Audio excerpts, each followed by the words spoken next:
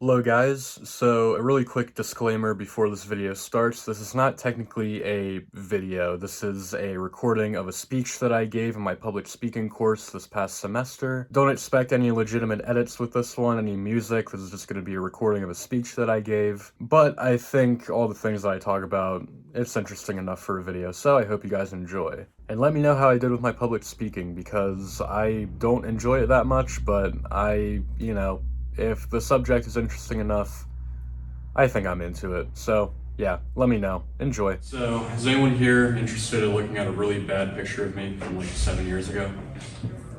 Yeah? Okay, cool. Well, here it is. So, this is me in the National Gallery of Art in Washington, D.C. I was there on a class trip back in 6th grade.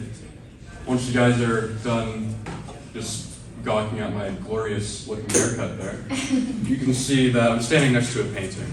Now, this painting is noteworthy. I had my picture taken next to it because it is the portrait of Ginevra de Benci.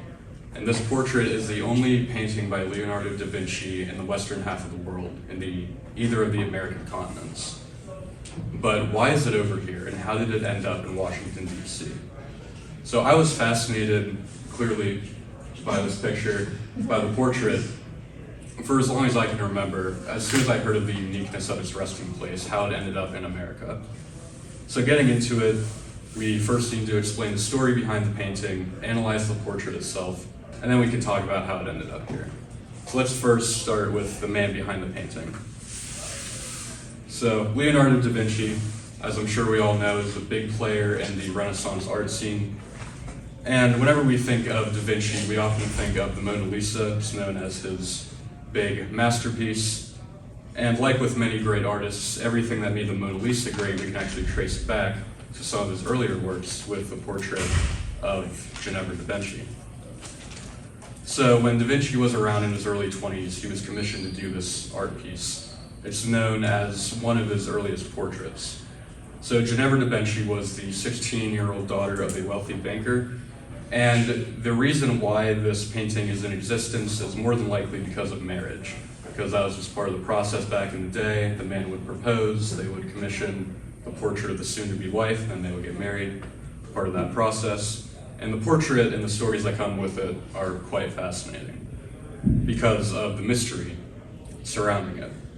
For example, we don't know exactly who commissioned this painting. We would assume that it was the soon-to-be husband because of the whole marriage thing, but evidence on the reverse side of the canvas, and also just the expression on Ginevra's face, it's actually assumed that maybe a male friend, another guy, commissioned the painting. Now, was this just a male friend? Was it a friend with some benefits? Was it a secret lover that no one knew about?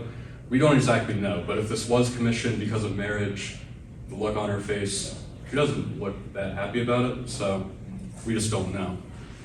So getting into the portrait itself, it's not painted from the side profile, because a lot of artists back in the day, whenever they would be commissioned to do a portrait, they would do it like this. Not a very flattering angle, but Da Vinci and a lot of other artists around this time began painting the subject head on. I think it's called the three-quarters pose. And then the background is kind of like a Bob Ross nature scene. You have a lake, some trees, we have a juniper bush around Ginevra's head, symbolizing purity in women at the time. And again, comparing that to this random painting that I'm using as an example, the background in this one is just a solid black color. It's kind of boring to look at, but with this one, you actually have something to look at in the background.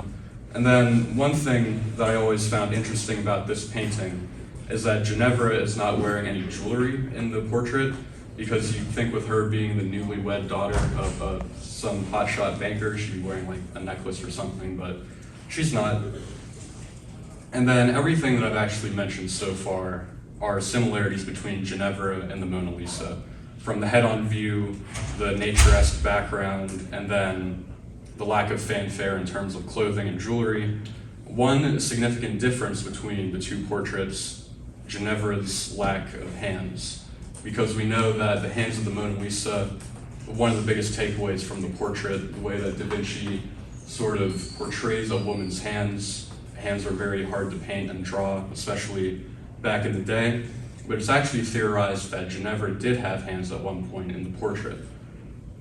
Obviously, they're not there anymore. At some point, the canvas, the bottom third of it got cut. We don't exactly know why, but if we take one of Da Vinci's old sketches of a woman's hands from one of his notebooks, and if we apply it to the painting, we get this. So on the left, we have an original sketch of hands from Da Vinci, and then on the right is an artist's representation of what the portrait may have looked like upon completion. And again, the reason why the hands aren't there anymore, no one really knows. Everyone just kind of assumes that the canvas unfortunately went through some type of damage over the years, but that's the thing with this portrait, is that it's surrounded by a lot of mystery. We don't know exactly why the hands are gone. We don't know who commissioned it. We don't know exactly what Ginevra is thinking in the portrait. And then speaking of mystery, there's a lot of empty margins in this painting's timeline, because upon its completion, even like the snobbiest of art scholars, they don't really know where it went. So because of that, we need to jump ahead a little bit to the 1700s with the royal family of the country Liechtenstein, because at some point, we don't know why, in the 1700s, the painting landed in that family's hands. And it remained there until 1967. So in that year, this dude, Prince Franz Joseph II of Liechtenstein, that country wasn't doing too well after World War II. They needed some money, so he announced to the world that they were selling the painting Ginevra de Benci.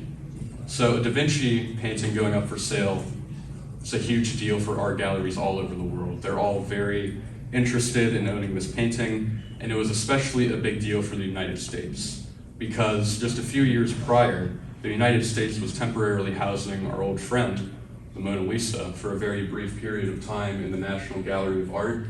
And the National Gallery of Art at this point was a relatively new art gallery in the world, so having the Mona Lisa there, I think it was only there for a month or two, but even though it was there for a very brief amount of time, it attracted thousands and thousands of tourists.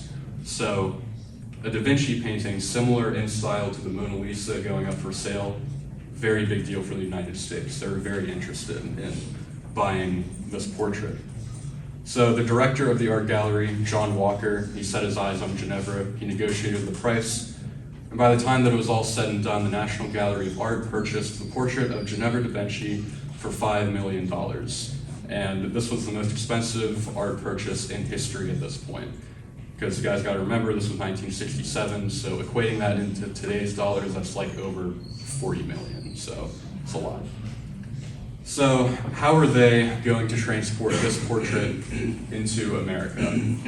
Well, there had to be a verifier for the painting. This dude named Mario Modestini, he went over and basically confirmed that yes, this is a Da Vinci painting, and he was the one with the grueling task for journeying Ginevra to America.